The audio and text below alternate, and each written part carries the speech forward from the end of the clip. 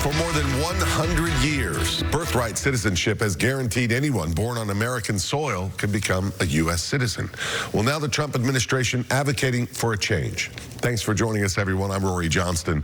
Supreme Court justices heard arguments today over President Trump's executive order limiting that birthright citizenship, which is outlined in the 14th Amendment. The president made history also by visiting the chamber to listen to arguments firsthand. A modification or clarification of the citizenship clause would obviously have a widespread impact on families. And our Nikki Hauser tonight met with one young family here in the mid-state, grateful for the policy and hoping it stays. Well, it certainly wasn't a problem in the 19th century.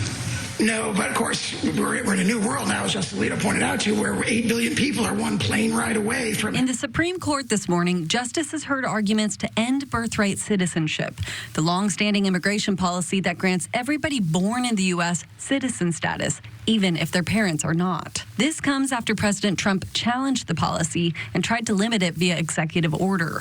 Okay, say wee! This family in Nashville knows a change in this part of the 14th Amendment would have changed their lives.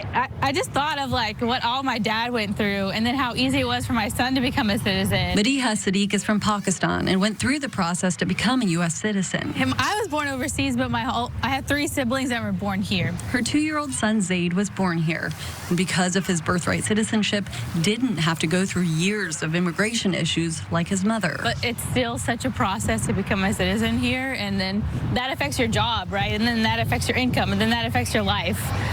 So that's kind of where my head went. Even today, Madiha's family continues to meet challenges. Her husband from Canada and currently sponsored is working to get his green card, a long process that comes with strain and stress. A process little Zaid's parents are thankful he doesn't have to face. Having that one thing I can just take off his mind and say, like, you're safe in this country, hopefully. More than others, I think, as you could say, relatively. I'm lucky that he's had that right. Let's go on the... Nikki's with us now, and to be clear, if this change goes through, this would affect future families after the policy goes into effect, not those who already have status. Exactly, and this was just a hearing. Justices have until July or June to decide. We're going to be waiting and watching. And of course, this all comes as President Trump addressed the nation, as you saw right here on News Channel 5 this evening, delivering that update on the Iran war. Let's go to Aaron Navarro with the highlights.